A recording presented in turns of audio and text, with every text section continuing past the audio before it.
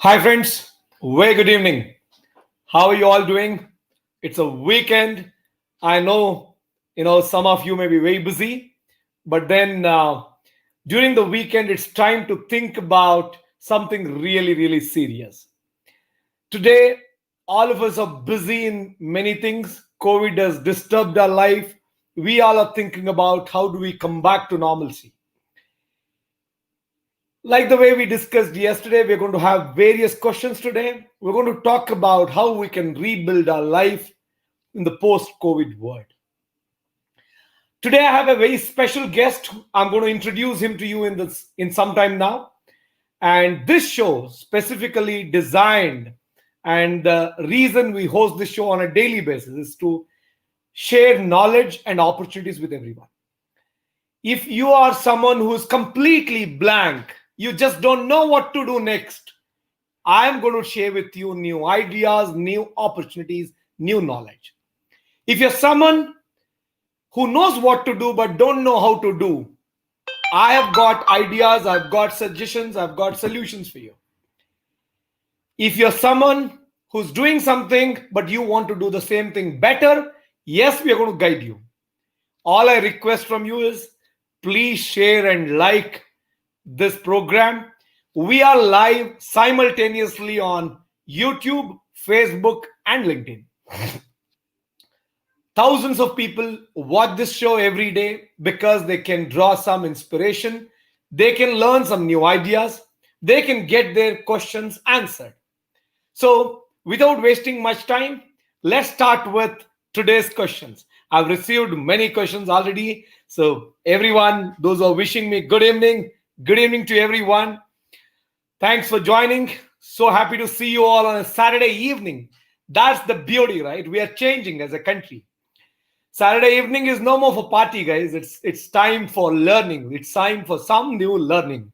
So we're going to learn a lot of things. I've got some amazing stuff to share with you. I'm going to have an amazing guest to join me in some time. So let's understand the question from Mr. Iron Man. He says, "Hi, Sudheer sir, you're doing a great job. Thank you for educating us." My pleasure. Thank you so much. So, private term insurance companies versus LIC. Is private insurance companies like Max Life, HDFC is trustable? I think it's a very important question, Mr. Iron Man. See, think about it, right? I don't know whether you remember this or not. Back in 99, 98, there used to be a company called ANP Sanmar. This company was earlier, I'm sure you would recollect the advertisement by Steva, the Australian former captain Steva. He used to be the brand ambassador for ANP Sanmar. You would have seen that advertisement, right?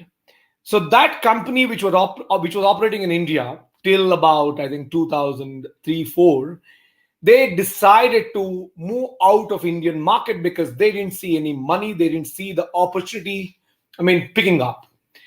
And when they decided to move out of Indian market, IRDA, they approached IRDA, then they called for a bid, and Reliance Life Insurance Company took over.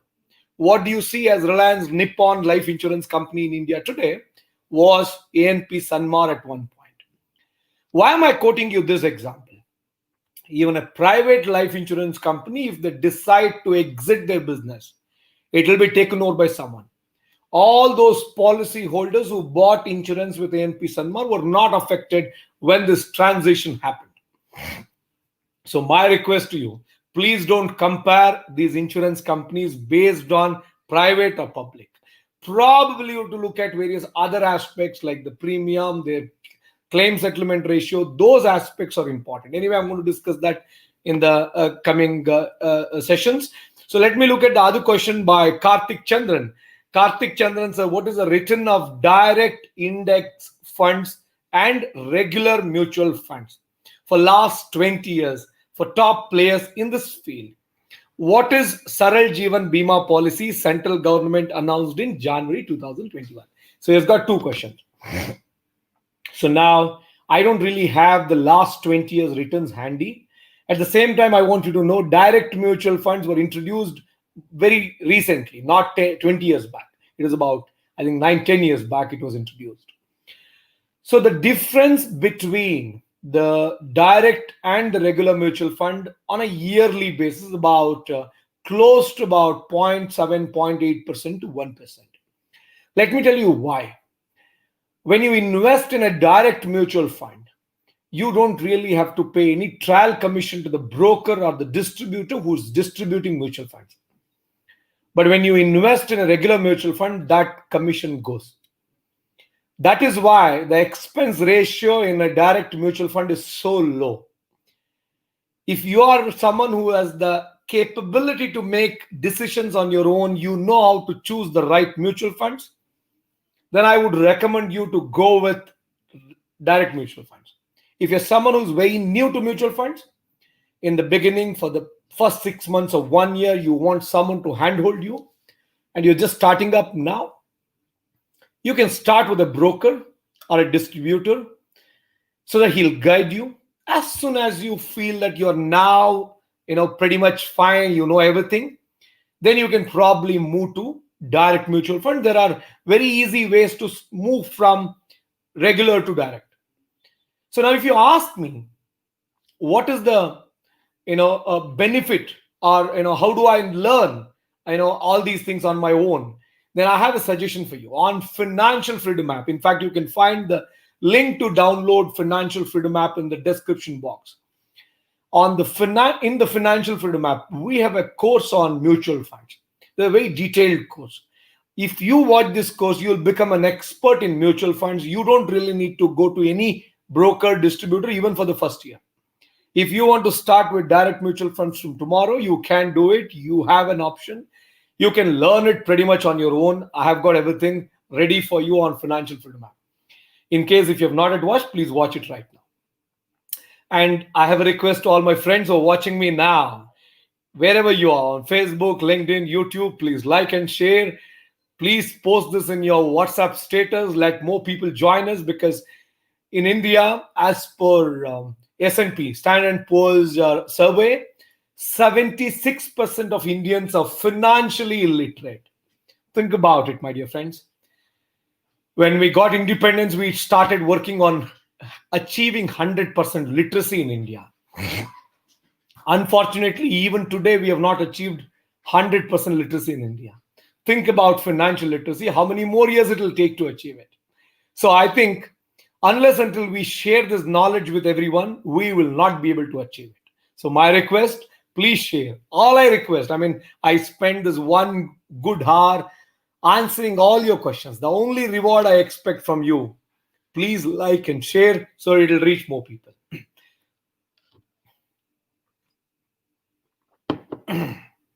The next question Karthik has asked is, what is the Saral Jeevan Bima policy central government announced in January 2021? See, today what happens when you reach out to insurance companies for insurance, especially term insurance, insurance company says, do you have income proof? What is your education? In fact, some of these insurance companies, to give you online term insurance policies, they say that you should be a graduate, you should have income above 3 lakh, 4 lakh, some companies says 5 lakh. The reason they do that is because they want to ensure that only those people who have a good standard of living buy insurance policies, so that the mortality rate remains low, so that they make more profit. That's why the government of India has said, you can't decide whom to give insurance based on their income or education. You should give insurance to everyone. That's what the government of India says.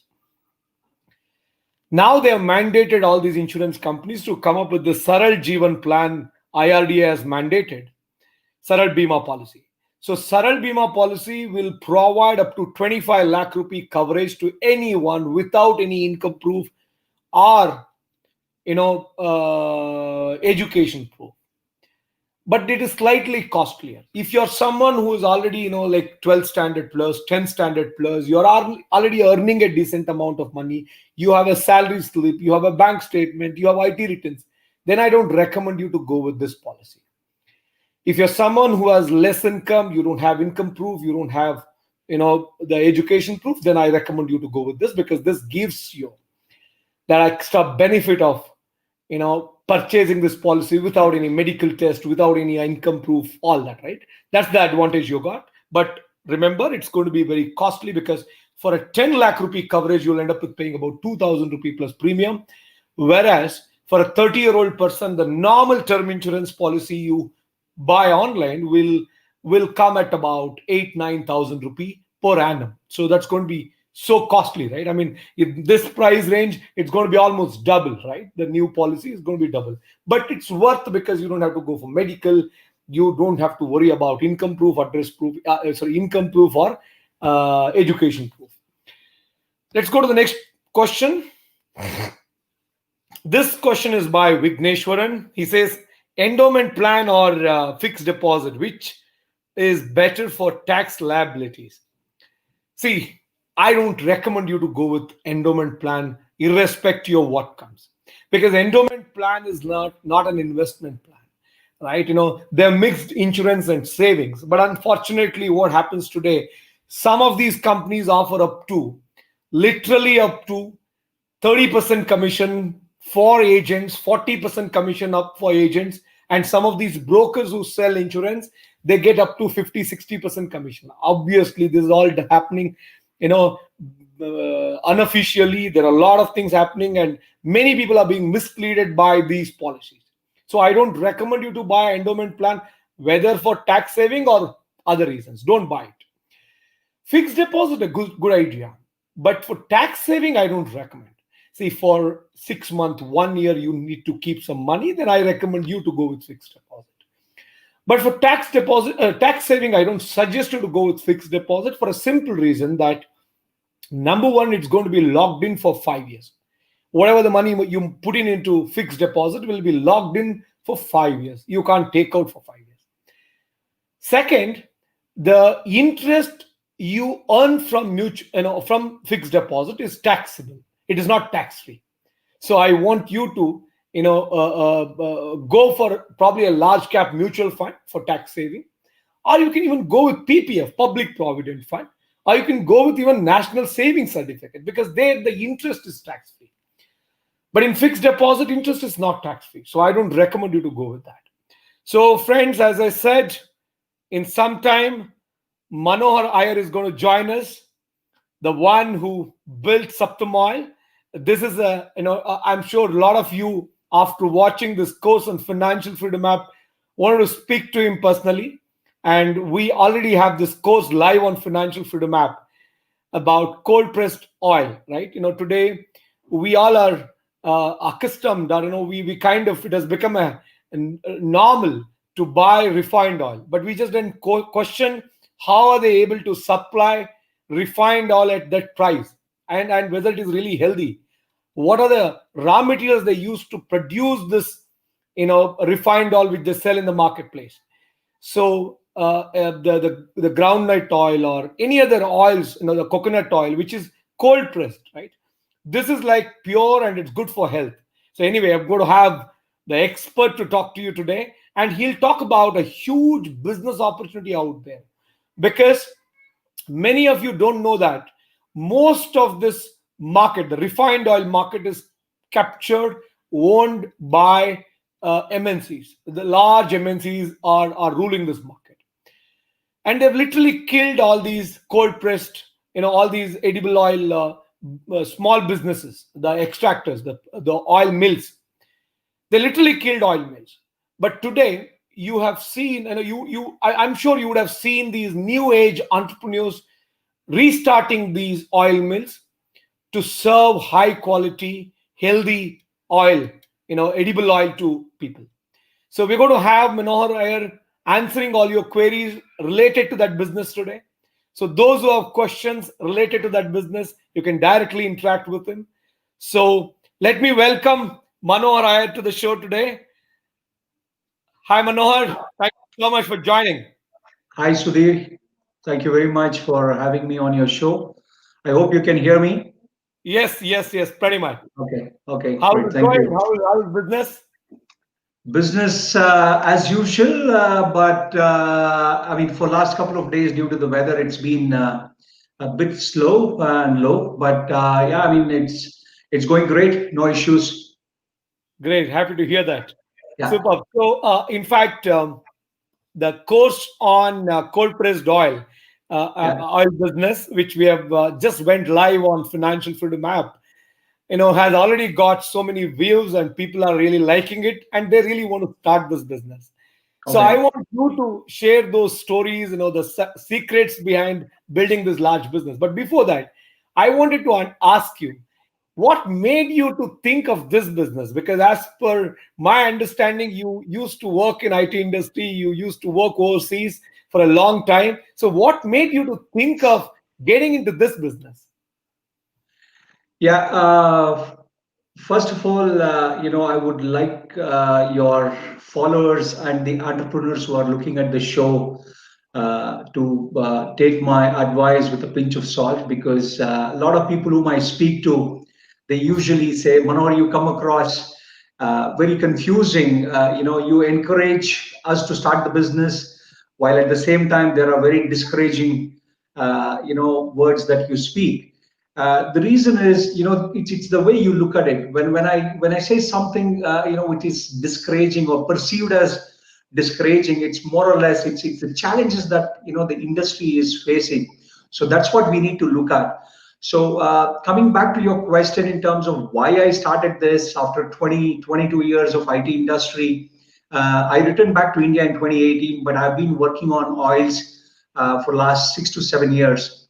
It was a chance encounter, I would say, or the chance I chanced upon, a receipt which I was carrying back to Australia about a few years ago, when my wife had ordered, a few oil packets that I could bring from India, back to Australia where we lived. So I happened to see that, the groundnut oil that I picked up was about 120 rupees. And I'd also picked up groundnut seeds, which was around 120 rupees. Uh, I know there are a lot of people who would, talk about how many kilos of groundnut you need to get a liter of oil. It's so, and then when I started digging deeper, I'll come back to that in terms of the quantity of the groundnut that you need for a liter of oil, or how much seeds that you would need for a liter of oil across, because it varies from seeds to seeds.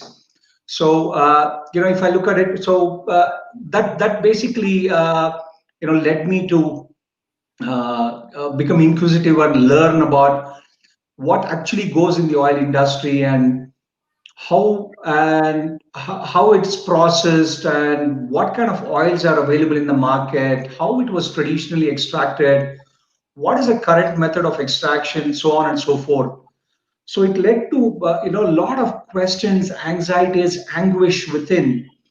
Being an educated person, I was blindly buying into the concept of healthy oils, enriched with vitamins, fortified oils, rice bran oil, good for heart. So we didn't even do any, I mean, there was not even an iota of research that we did before consuming. We just blindly believed, a celebrity endorsing a certain product or a certain oil, and we just bought into the idea of that. Okay, if we eat that oil, we will become slimmer, we will become healthier, our hearts will start functioning properly, our kidneys will start functioning. But we didn't dig deeper into the research or the data that was available in front of us. So we have conveniently ignored the facts that the refined oil harm, or the harm that refined oil would cause on our body.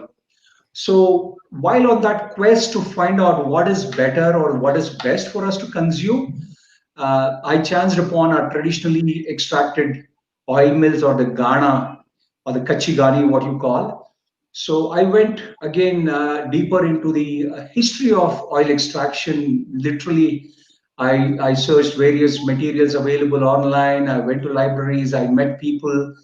I could go back to thousands of years of literature where traditionally oil was not extracted out of wood pressed or the iron pressed machines, or manually they were grinding the seeds and then boiling the seeds in hot water, and then they were scraping the oil from the top of the water that was boiling.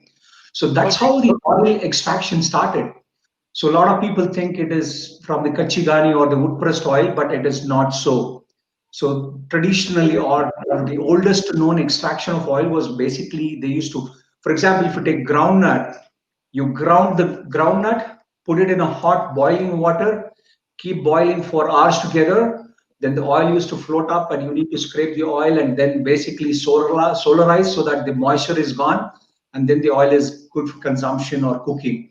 So then came the Iron Age and the Stone Age, and the wood pressed machine. So I would still say the wood pressed oils or the iron Ghana pressed oils are few 100 years old compared to the earlier grinding and boiling process. But the Wow. latest process was basically the solvent extraction process or the refined process, which is a couple of decades old. Primarily, that addressed the issue of demand and supply gap. So that was looked at or aimed at rather producing more oil out of same quantity of seeds. That's what I was telling. So the expeller or the solvent extraction method uses about 20% lesser raw material for a liter of oil compared to the traditional wood pressed oil extraction process. So that's where the difference is.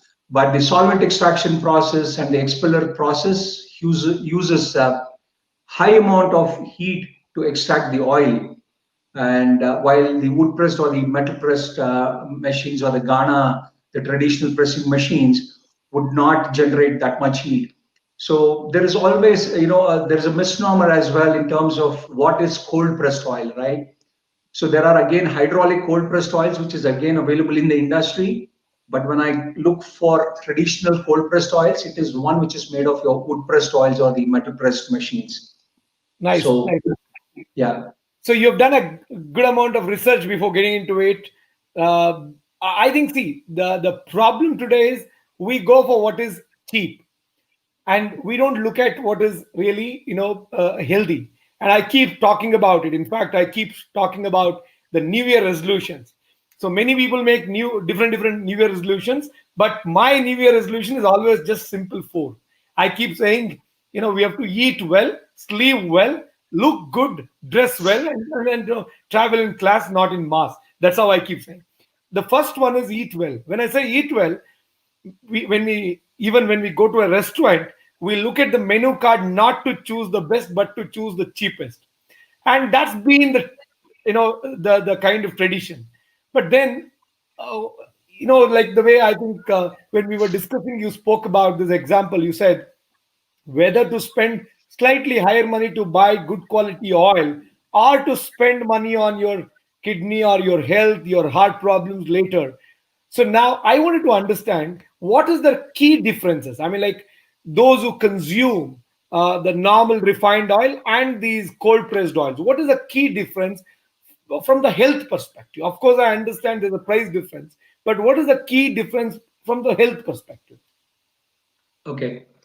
Refined oil goes through a process called RBD, which is rinsing, bleaching, and deodorization, right?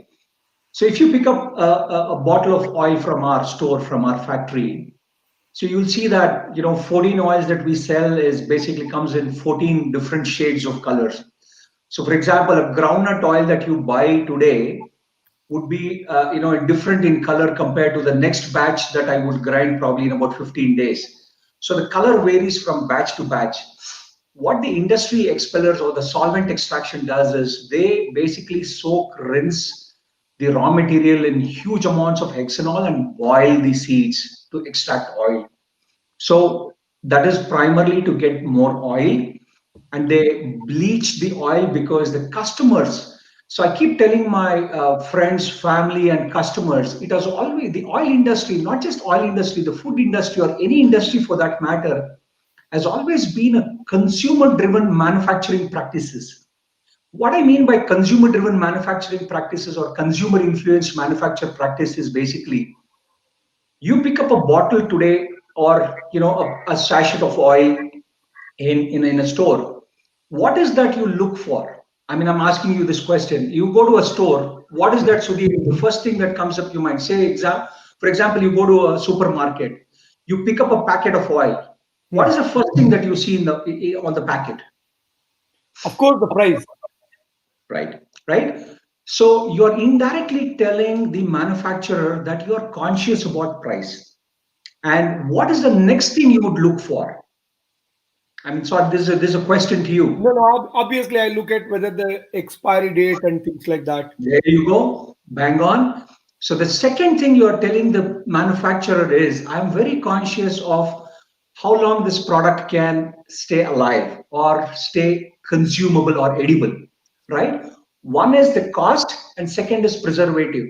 And Absolutely. third, if the oil is visible, what is the next thing that you would look for is basically the appeal, right? Color, color. You think the dark color oils are more heavier, more unhealthy. So these three things, what they did was basically, and then if you have a chance to smell the oil, you would not be probably interested in a peanut oil or a groundnut oil, because they say, oh, you know what, I don't like the groundnut oil smell, right? What happens is, so you're driving the manufacturer behavior, or you're indirectly telling the manufacturer that I'm conscious about price, I'm conscious about how long it can stay, so that you're driving the cost consciousness in the manufacturer, and you're also telling the manufacturer, please put preservatives so Hmm. that the oil can stay. What are the preservatives? These are carcinogenic, and it's very unhealthy, right? So most of the packed oils comes with preservatives, and you have seen the standard label which says added preservatives, added vitamins. Yeah. So, I want to lose weight. So someone says, if you eat this oil, it has less cholesterol. People don't understand that cholesterol is not in the oil, it is produced inside the body. So we have always been misled basically. And the color of oil, it is bleached because you don't like a yellow or a brownish looking oil. So that's the bleaching process. And you don't like the smell. So that's where the industry deodorizes. So it's an irony that we are using vegetable dyes for our clothes, and basically the colors which are bleached out of oils and vegetables, and we consume basically the bleaching agent that is used in the oil bleaching industry is basically the bleaching that is used for cloth. So that's how I want to put across.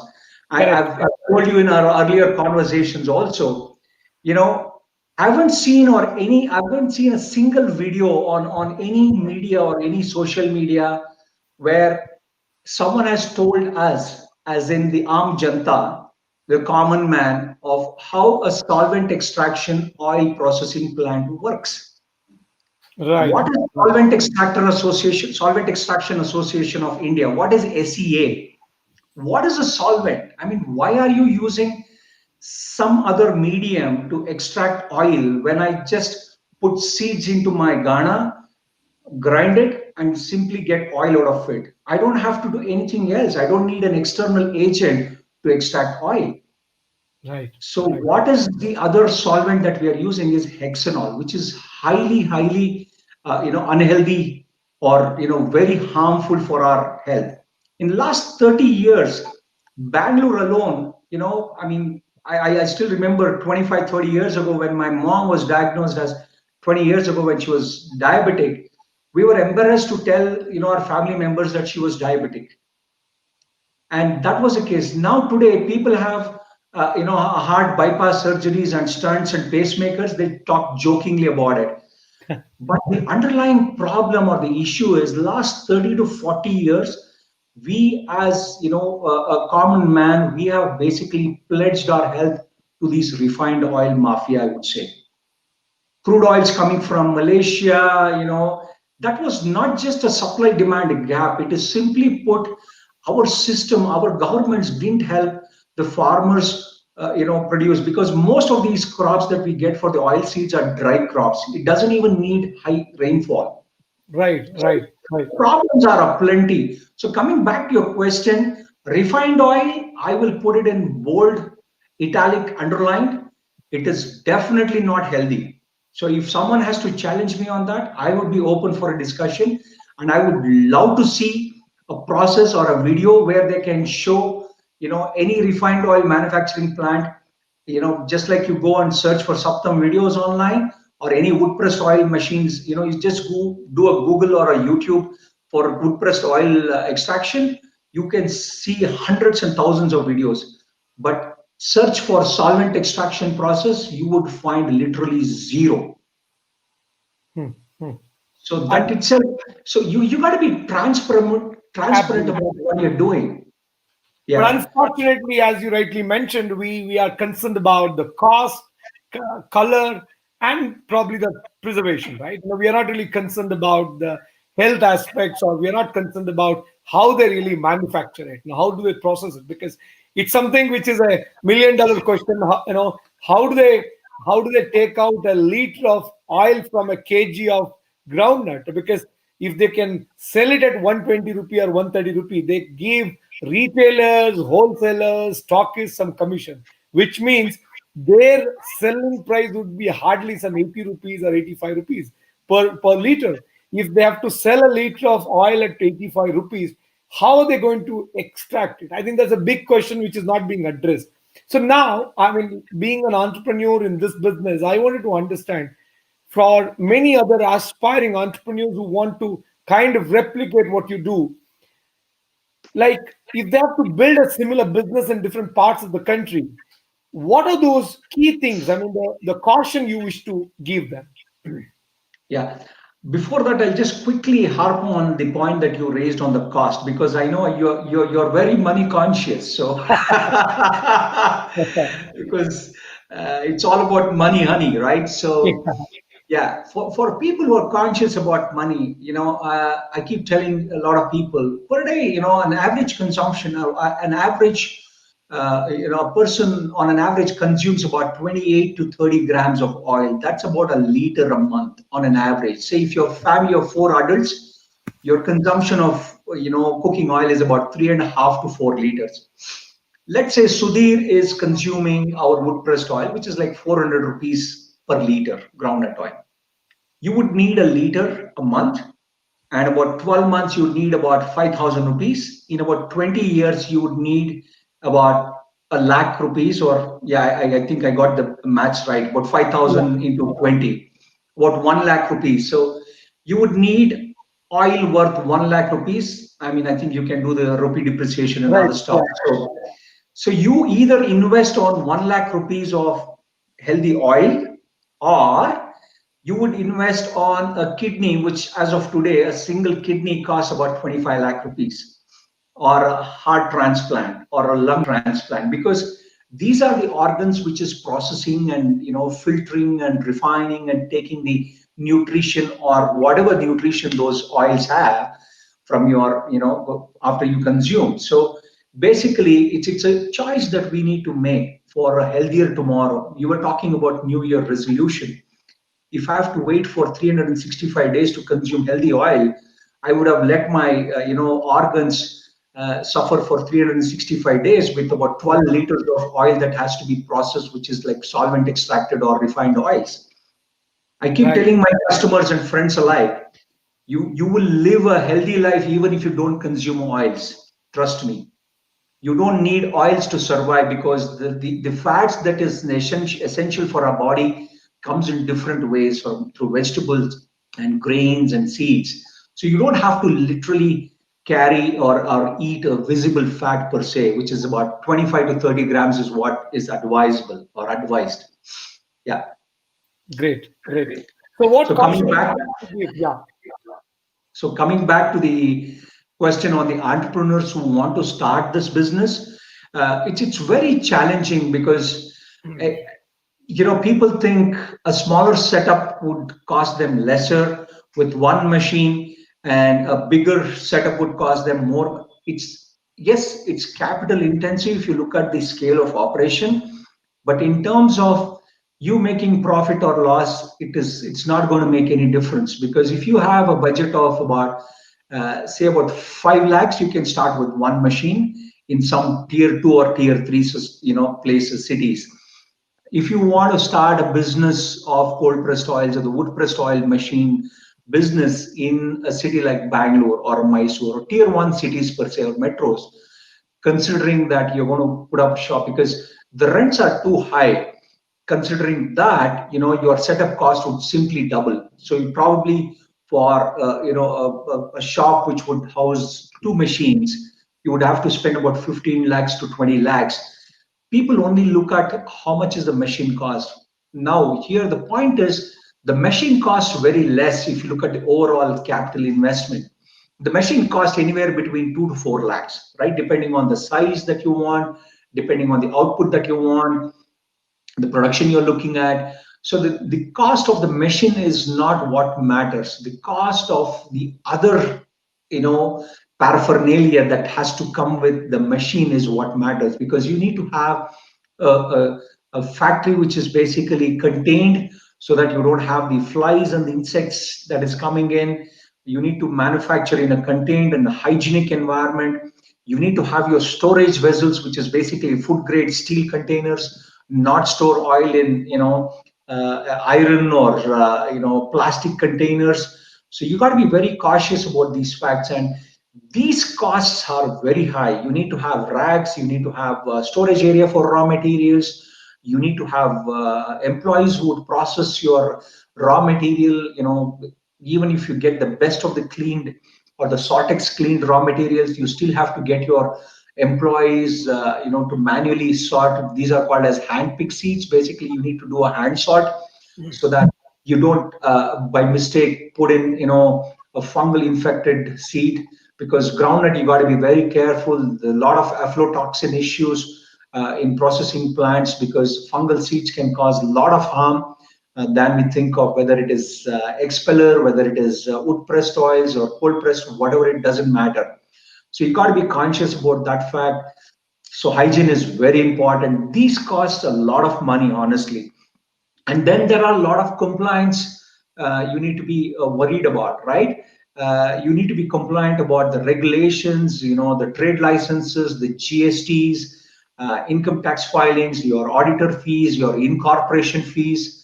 And I was talking to you earlier, we even have to worry about the weighing scale yearly license that we need to take, because they do the calibration of the weighing scales. There are a lot of, so these other costs itself is about 5 to 6% annually on your revenues, right? Just to be compliant and ensure that you file your returns in time, you have your GST sorted. So there's a lot of homework that you need to do before you start a company. So Right. from the word go, it would at least take about 6 months. There are a lot of entrepreneurs who come and meet me. They want suggestions to know how to start this business. They think, okay, I have 10 lakhs. Okay, we are four friends, 2.5 lakhs each. Okay, we will start something on our own. Some guy is working for a telecom company. Some guy is working as a Swiggy. They think they can pull in 2.5 lakhs and start business. It's Right. not, the issue is not about pulling 10 lakhs. The issue is about understanding the nitty gritties of the business. So having been in this business for 2 years and having researched for several years, I can tell you this is not for weak hearted and weak pocketed. So not for weak pockets and not for weak hearts. The reason why I'm saying is you got to be very conscious of the fact that it would take at least 2 to 3 years even before you realize the first single penny out of this business, because there's a lot of reinvestment needed. Because as your sales go up, you need to start reinvesting, or you need to invest more than last month's raw Okay, no material. mission. Yeah. So there is, you would at some point of time you would start wondering, am I really making money out of this, or should I exit? Honestly, that thought has crossed me a million times, and it has crossed me even last night or this morning or at this time, because people think just because we are selling at 400 rupees a liter we are making money. So that's a misconception, or that's a wrong perception people have about people who sell at higher cost. No, higher cost has a lot of intricacies built within that. The levels of hygiene we maintain, the levels of quality, the raw material grading, the superior quality processing, storing, packing, everything costs a lot of money. just to make sure that a bottle of healthy oil reaches your hand costs a lot for. Understood. Understood. Yeah. Yeah. So, friends, those who are watching, those who have not liked, shared it, please like and share so that it will reach more people. Meantime, many people are talking about the referral code to join Financial Freedom app. I'm displaying the referral code in the bottom in the ticker there. If you wish to subscribe to Financial Freedom app, if you can do it today before between 7 to 9 p.m. And if you can enter this referral code called CSS Live, which is available there below, CSS Live. For 1 year subscription, you get this at just 3,000 rupees, which means the original price is 5,000. When you enter this referral code CSS Live, you get it at 3,000, 2,000 rupee discount. And if you wish to go for 3 months, the original price is 2,000 rupee. You get this for 1,000 rupee, literally 50% discount. So you just have to enter that the referral code. So now, Manohar, I have a question for you from Rakesh. He says the cost of pure oil is, very high. So it is going to be tough for a common, man like a middle class or a low middle class person to buy this kind of thing. So how do you really create that awareness? You mentioned about health benefits and all that, but can you talk about some of these initiatives you have taken to promote this oil? Because it's not easy to make people understand, right? Yeah, I honestly haven't taken much effort to promote, this oil per se, but what I have, I've put in tremendous amount of effort to make people understand the benefits of, identifying good oil manufacturers and, identifying, or benefits of consuming good oils. So honestly, we are not into too much of advertisements and whatever because Saptam Oils literally sells on word of mouth, and we have very limited budget. This is also something which entrepreneurs should be very well aware of. There are a lot of people, media houses reach out to you saying that we will give you this ad in newspapers and whatever. Please don't do that, because you got to stay there, stick on for a couple of years before you earmark a budget for advertisements, right? So coming back to how I market or how I basically talk to my customers or whatever, Rakesh was asking, and I can see the question here, saying that the middle class can't afford. When a middle class can afford a Domino's or a Pizza Hut pizzas for 1,500 rupees for a family of 4 people monthly once, if you go to a cinema, you have to spend about 2 to 2,500 rupees.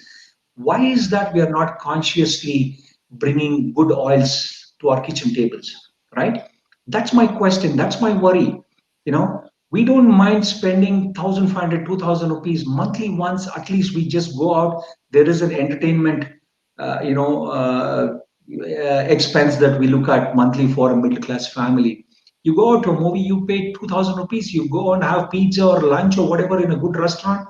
You see any malls, a lot of middle class people are the ones who are giving business. Rich class, we are not even worried about whether they are buying oils or not. I mean, it's not that I'm being rude to the rich class, I'm sorry.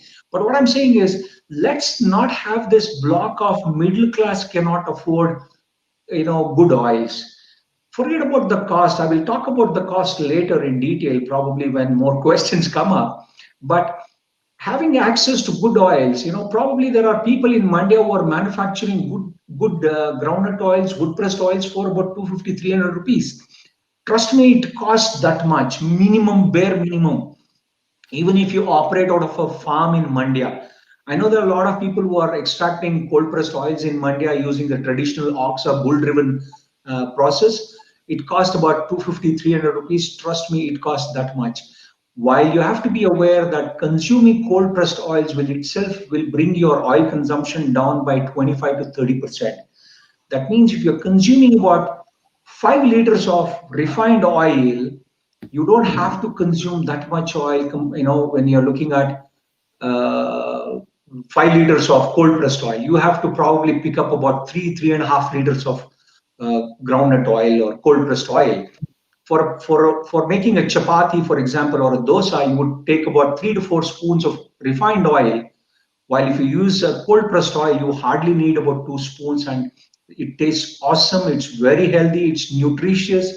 And don't think that, if the dosa or the chapati is looking oily, that's unhealthy. No, that is healthy. Not the Right. ones which just goes into your dosas and chapatis and make your food look dry.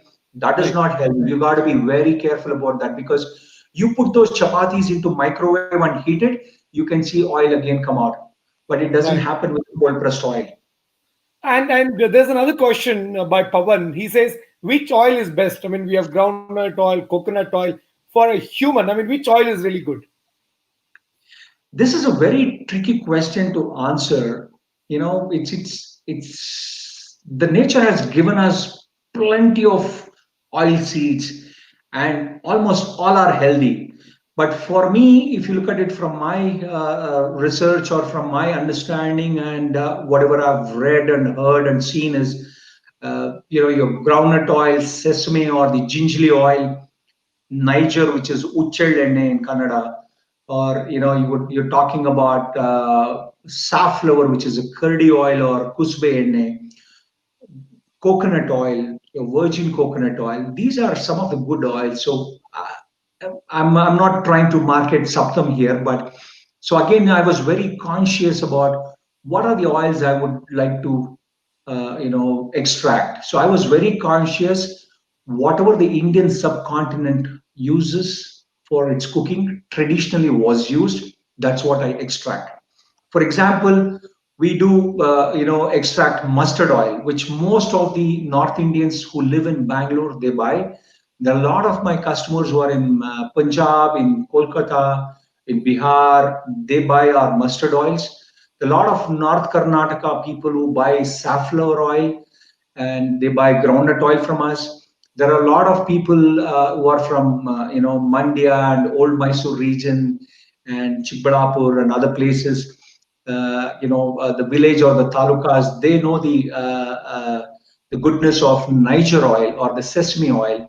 And for pickles, they have been using mustard oil and sesame oil for hundreds and thousands of years. So my choice would be groundnut, coconut, mustard, Niger, sesame or the gingerly, and the safflower. So these are my top 5 or 6 oils I would prefer. Nice, nice. So, I mean, like Harik is saying, not even oil, even rice, wheat, vegetables, all are adulterated. For leading a healthy life, the salary of a common man should be 1 lakh or 2 lakh nowadays. I agree. I Yeah. think this is a common problem, right? I mean, today, all of us have to understand, even for a bottle of water, a liter of mineral water, a normal water, drinking water, we pay 20 rupees, right? I think, see, unless until you improve your lifestyle, your earning, your income, you will not be able to meet it. I mean, that's what I keep talking about it. The reason, in fact, I'm into financial education for the last 12 years. But then 2020, March 20th, we launched Financial Freedom app primarily because of that reason. Because we felt livelihood education is very important. Because when we receive requests from the consumers asking for financial advice, about 70% of them, they reach out to us for loan. And out of those people who reach out to us for loan, if we receive 100 requests, 95 are not eligible for loan because the normal banks won't fund them. And these other private money lenders or payday loans are very costly.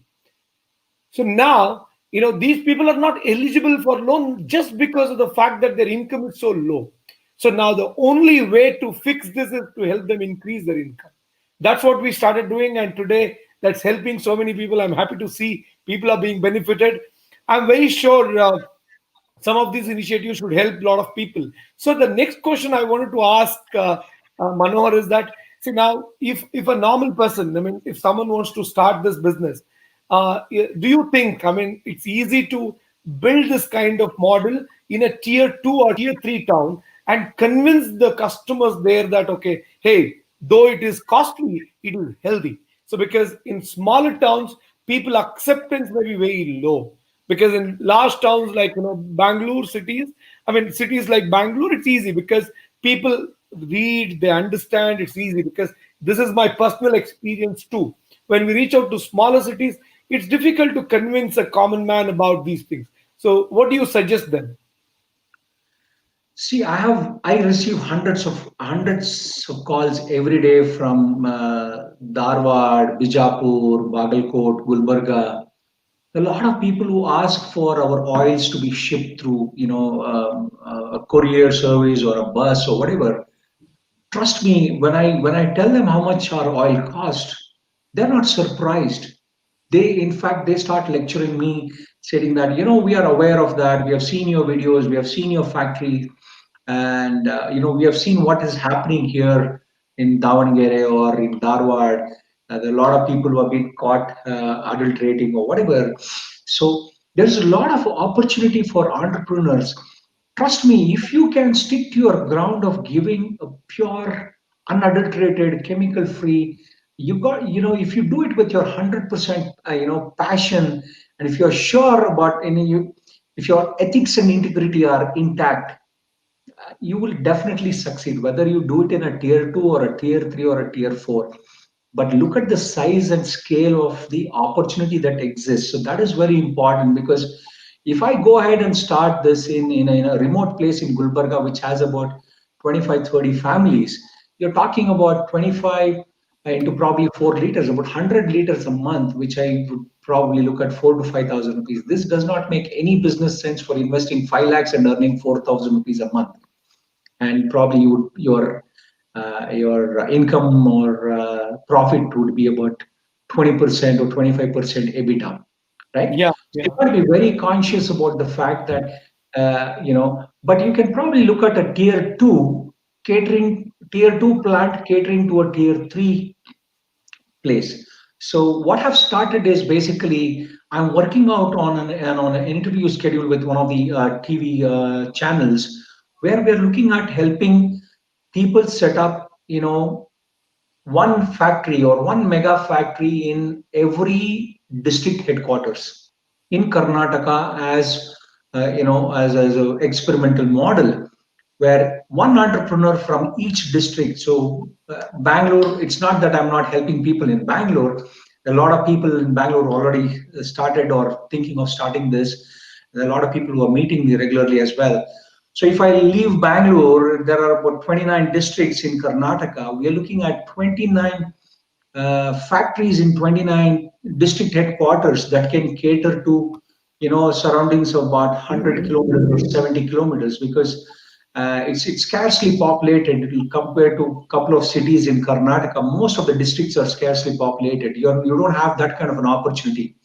What is the opportunity for the oil market is basically, if you look at Karnataka's population, it's about 5.5, 6 crores. So probably we need about 4 crore liters a month. Wow, wow.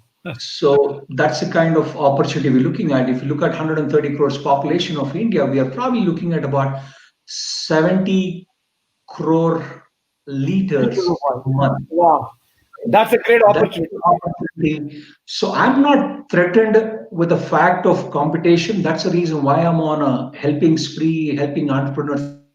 But at the same time, I should not be misguiding them and giving them false promises, stating that you would be making super duper profits. And yeah, that's something which I'm very wary about. And we are not setting up any franchisee model, because there are a lot of people who are calling me saying that someone called up for a franchisee that we are setting up. So we are not setting up any franchisee. I'm not charging any fees. People are free to walk into my factory and have a look at the factory. We have a very transparent process. I don't charge any money for consultation. I will give all the knowledge and whatever I've learned for In last fact, couple of years. you're so It's kind. there on your video, so people Yeah, can go to Indian Money, and probably 3 4 hours of video we have shot together, and people can it's probably a direct. it's a Yeah. great course on financial freedom app. It's about 4 hour kind of a course on setting up this factory. If you want to set up your own business in this edible oil business, you can learn A to Z, including, in fact, there are two doctors who have spoken about why this is useful to health, and also there is a banker who has spoken about what kind of bank loans one can avail to set up this business. So if you are a budding entrepreneur, if you wish to set up a business of this kind, then you can learn all that from Financial Freedom app. This course is so detailed, and Manor Iyer has spoken in detail about all these things. So the other question we have got is, can we store cold pressed oil in glass bottles other than food grade stainless steel? Yeah. So I remember as a child, I keep telling my customers, solarizing of oils is one traditional aspect which I would like to imbibe in my customers. What is solarization of oils is basically cold pressed oils are not subjected to heat, and the surface bacteria, the chances of surface bacteria harping on that oil is more compared to hot pressed oils. So the way you preserve oil is very important, that the way you store oil is very important. Doesn't matter if it's a glass or a stainless steel, but I would prefer a stainless steel because you shouldn't be exposing the oil constantly for sunlight, right? So you got to be very wary of the fact that you got to keep it in a preferably not so dark room, but not a room where there is too much of sunlight, because you shouldn't be constantly heating the oil. But as a child, I've seen that in villages when we do the harvesting of groundnut in months of January, February, March is where usually when most of the oil mills get active or used to get active in village, basically get their seeds to the nearest mill and extract oil for the entire year, in hundreds of liters, and basically take that oil back home and we keep it in sunlight for about 2 to 3 and put it back into their storage. So they used to remove that oil once in 3 4 months and again put it in the sunlight and take it back to their storage area. So this is one of preserving or storing cold pressed or the Ghana oils. So glass, I would definitely, there is no issue.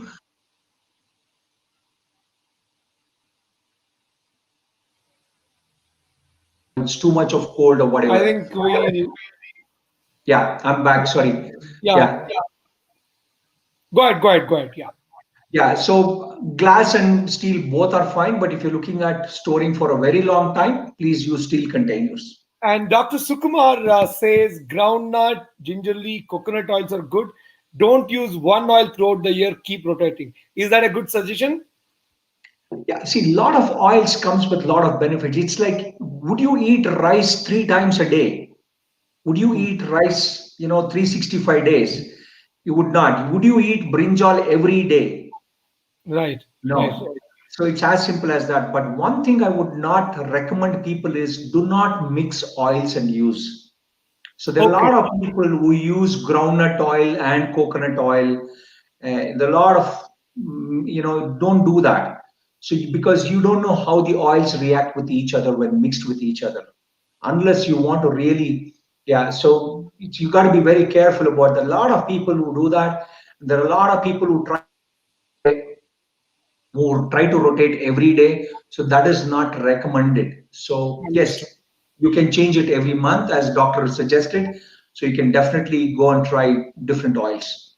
And this guy Iron Man says why sunflower oil is so famous and used widely in cooking. Is there any reason why it is being used so widely?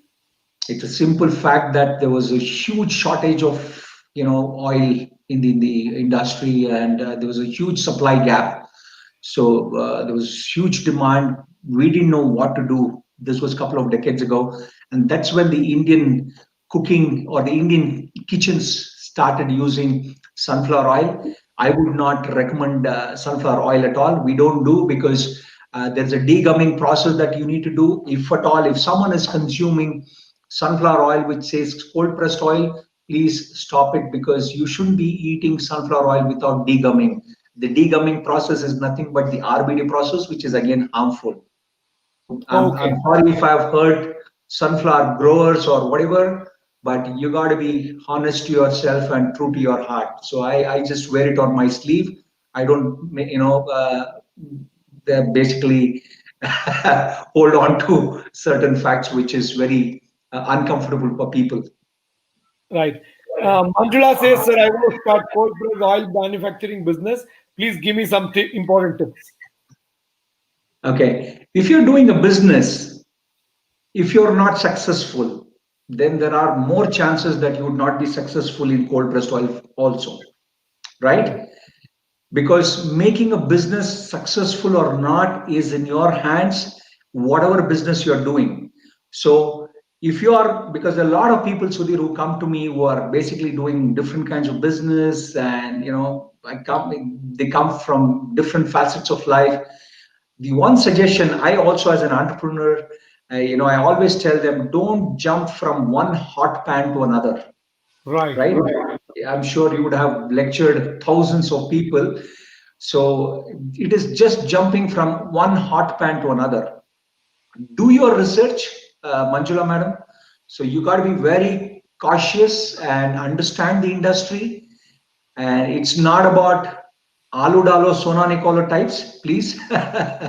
Right. So Right. you got to be very careful. It's not just you put the seed, take the oil and sell it and make money. It's not that easy. So please, Understood. look for videos on Sudhir's Indian Money. There are a lot of suggestions I've given people on that. It's a 4-hour video we have shot together. So if at all you need more help or suggestion advice, please reach out to us always. No issues. Great. Next question is, how much space should be there for this, and can I establish in a residential locality? Residential locality, if there is permission. You don't want to be facing a government official for violation of land use, right? You got to be careful about that. Use commercial space, because commercial electricity, trade license, everything will be an issue. This is where you got to be very cautious. Choosing a place is very important, because you don't want to be putting your hard-earned money in a place where we have to shut it down in 30 days flat. Please do Right. not do that. It has to be in a commercial area, or an area which is commercially converted, or the land is converted for commercial usage. You got to be very careful about that fact. Right. And how much So, area you need for two machines. The reason I keep telling about minimum two machines is because one machine breaks down, you got to have a second one. Please do not start this business with one machine, because if there is a breakdown, there are times where we have waited for a month for a spare part to arrive. So this hmm, is one thing which, Sudhir, I would avoid suggesting or advising people about what manufacturer you need to go for. End of the day, I mean, there are some great manufacturers whom we have been purchasing machines from, but at the same time, you got to understand there are challenges with every manufacturer. So you got to right. be very cautious. Talk about your terms and conditions. Talk about how much time it would take to get a spare part. If you're going with one machine, it's like holding a 100 kg stone and basically sailing in a small boat. So you will sink anytime. So you need to have a backup. So for a two machine facility, including raw material, processing, storage, your store, everything, you would probably need a minimum 1,000 square feet, a decent 1,000 square feet. Yeah. Great. The last question for the day we'll take. There's a question about, is palm oil good? No. No. Okay. Why is it not good? Now again, it's basically not the region-specific oil, right? I was telling about, we don't grow palm oils. It is not suitable for the Indian kind of cooking or Indian kind of, lifestyle. So basically, palm oil is good probably in the regions which is basically Malaysia, Thailand, and those areas where you have a lot of humid temperature. But it is not, certainly not a. I would not say it's a bad oil. It's not the best oil either. It's an okay oil, but again, palm oil was a cheap alternative. That goes back to my first question from the person from Mandia, where the middle class was targeted, because palm oil started coming into India through Janta Bazaars or the super bazaars, right? The Right. government owned outlets, where we were getting for 7 rupees or 6 rupees a liter. So definitely that was to plug the gap of production and demand gap. That's it. Great. So Great. not certainly a good oil. And Thank I you so lived much, in Malaysia Manohar. for a couple of years. I can vouch for that. Right, right. Manohar, thank you so much. In fact, you spent good time to help us produce this content for the app as well. I'm sure this is giving a lot of clarity to budding entrepreneurs who want to build a business in this cold pressed oil business. And I'm sure, as you rightly mentioned, people can reach out to him as well if they need any more information. And on the app, we have this detailed course on this, which is about 4 hour course, very detailed. Along with Saptam Oil, we have two more oil mills who have shared their success story. You can learn from all of them. More importantly, you can also learn about how you can get bank loan to start this business. And on Financial Freedom app, as you know, we have about 56 courses on personal finance, career, business, and farming. We're now adding about two new courses every week. And the Financial Freedom app is available in Kannada, English, Hindi, Tamil, Telugu, Malayalam, all six languages. So now that we are live in all these language YouTube channels, Facebook pages, I request you to check it out. And you can find the link to download Financial Freedom app in the description. And those who have not yet subscribed, if you wish to subscribe to Financial Freedom app, you can find the referral code by me. This will work only between 7 p.m. to 9 p.m. today. After 9 p.m., it won't work. It is CSS Live. If you enter this referral code, you'll get 3 months subscription on Financial Freedom app for just 1,000 rupees. The original price is 2,000 rupees. The 1 year subscription, where the original price is 5,000, you'll get it at 3,000 rupees. So we'll keep having these interactions. I would definitely want to have Manohar again on this show sometime later to discuss more and to answer your questions on this business. Manohar, thanks again for joining us today. It was great talking to you. And thanks for sharing all those amazing insights with Thank my you. Thank you viewers. very much. Thank you so Thank you much. very much. Bye bye.